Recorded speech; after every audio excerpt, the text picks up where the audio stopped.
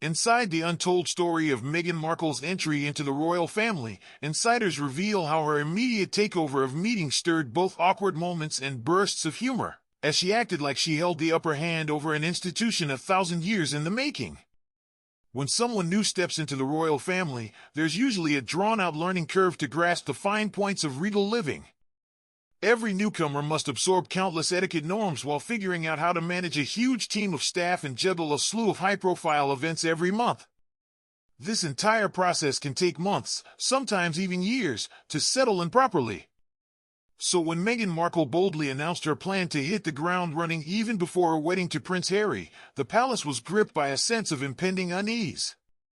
Maybe it was because the palace staff were mostly from a refined, old-school background, or simply because this venerable institution prides itself on long-established traditions and a careful consensus-based approach, but the difference was palpable. Thus, it wasn't surprising that the leap from the glitzy world of Hollywood to the almost 18th-century realm of royal life proved a real struggle for Meghan, leaving everyone watching with bated breath, wondering what would come next. Before tying the knot with Harry, Meghan was a minor actress whose career never took off beyond a role in the legal drama Suits. But stepping into the fold of the palace, she found herself propelled into an utterly unknown universe. Even so, her unfamiliarity didn't hold her back from boldly seizing control, as a recent book reveals. Former staff members shared with royal writer Tom Quinn tales of the clumsy yet amusing encounters in those early meetings at Kensington Palace.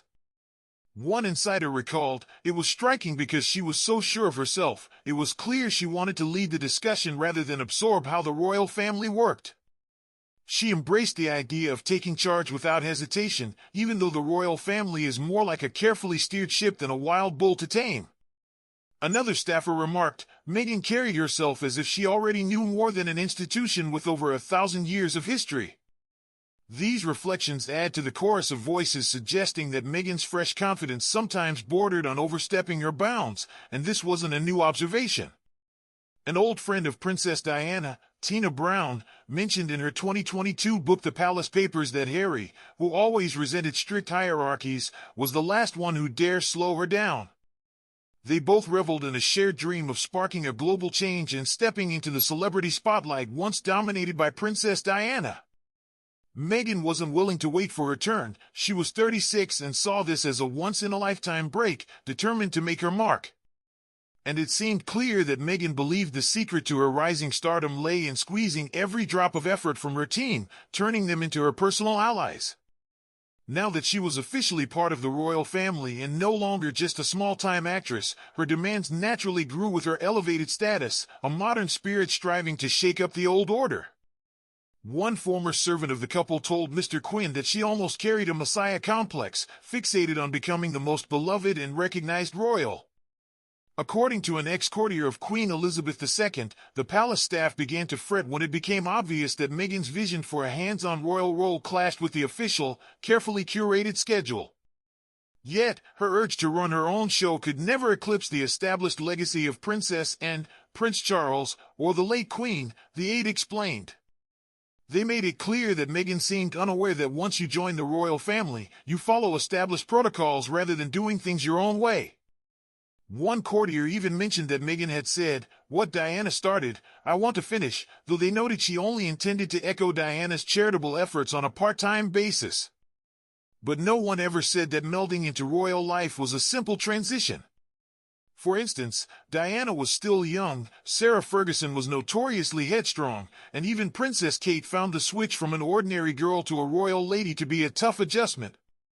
Kate, however, managed the transition more smoothly, with palace staff noting to Mr. Quinn that she took time to soak in the place's unique ambience, the people's dynamics, and the strict codes of conduct. Unlike someone who leaps right in and tries to reshape everything, Kate patiently observed first before making any moves. Perhaps the biggest contrast between the two was that Kate was open to receiving guidance, be it from Prince William, who wanted to help her dodge the pitfalls his mother experienced, or from the seasoned palace staff. Early on, even the worldly Camilla took Kate under her wing, and she also benefited from the steady support of her own family, particularly her mother, Carol. Kate's entry into full-time royal duties was a gradual, cautious process where she initially played a supportive role to Prince William, leaving the audience wondering what surprises lay in store as she settled in. Interestingly, while the late Queen had entrusted Meghan with some of her most trusted aides like Sophie, Duchess of Edinburgh, and Lady Susan Hussey to help her navigate the royal maze, Meghan reportedly shunned their help. This Meghan knows best attitude upset many of the seasoned Kensington Palace staff. One former employee noted that the old guard took great exception to someone from the United States trying to revamp things, as they were seen as rather proud and set in their ways. Elsewhere in Mr. Quinn's book, it's revealed that although some nicknamed her the Duchess of Difficult, Meghan did have supporters among the regular staff, some even dubbing her Duchess Different. She is clearly someone who can speak with flair and carries herself with sophistication, a woman who, before her union with Prince Harry, had been a human rights advocate, a champion for clean water, a prominent voice for women at the United Nations, and a strong supporter of gender equality. Her backing of the #MeToo campaign, urging women to use their voices, made headlines even then, though her approach sometimes left many scratching their heads in disbelief, wondering what her next move would be. Mr. Quinn describes how the environment at Kensington Palace soon split into two camps, those who were for Meghan and those who were against her, all set against a backdrop of swirling rumors, gossip, and under-the-breath comments. According to his sources, Meghan grew unusually close to one junior staff member, a move frowned upon by the senior royals. Meghan also reportedly felt slighted because Prince William, as heir to the throne, received warmer treatment from the staff compared to her husband. Yet perhaps Meghan's biggest challenge in royal life was learning the proper way to treat her employees. Traditional royals had long mastered the art of ordering their staff with a subtle hand, but for Meghan, who wasn't used to that dynamic, mistakes were inevitable. One ex-staffer mentioned that Meghan swung wildly between being overly friendly with hugs and getting noticeably irate when responses weren't immediate. She also felt that Harry was too deferential to his own family and the staff, a point Mr. Quinn believes troubled her deeply.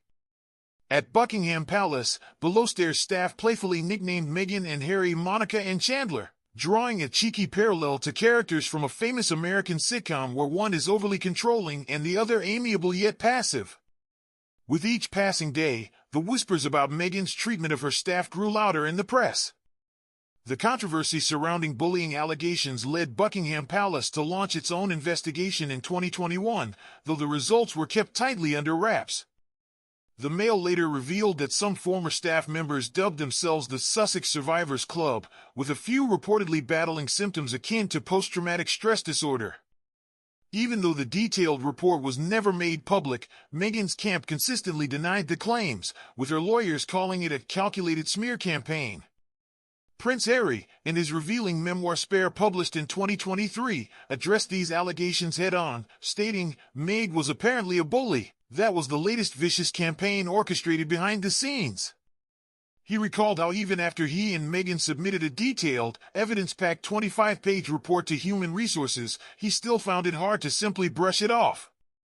Yet, even after stepping away from royal duties, these claims seemed to follow Meghan into her new life in California, leaving many to wonder if the past was still catching up.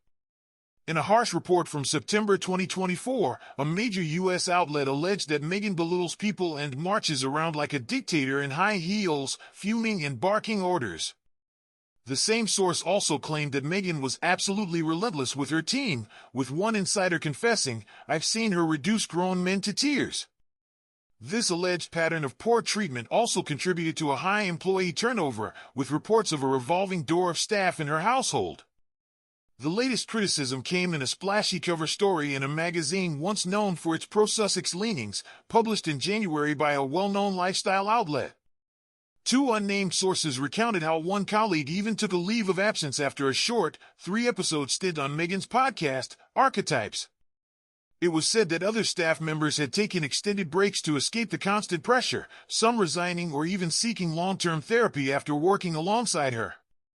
One source privately mentioned that if Meghan were ever to reflect on her approach, acknowledging her part in these situations instead of framing herself as a victim, her public image might see some improvement. Both Meghan and Harry chose not to comment on the Vanity Fair story, leaving the saga open-ended and fueling more speculation. Maybe if Meghan could rewind time and rejoin the royal family, she might take a lesson from Kate's cautious way of easing into the role. Or perhaps, Meghan is content with how her brief stint as a working royal unfolded. One thing remains clear though, it's unlikely she'll ever get another shot at that world again, and the lingering questions continue to leave everyone eagerly awaiting what might have been next.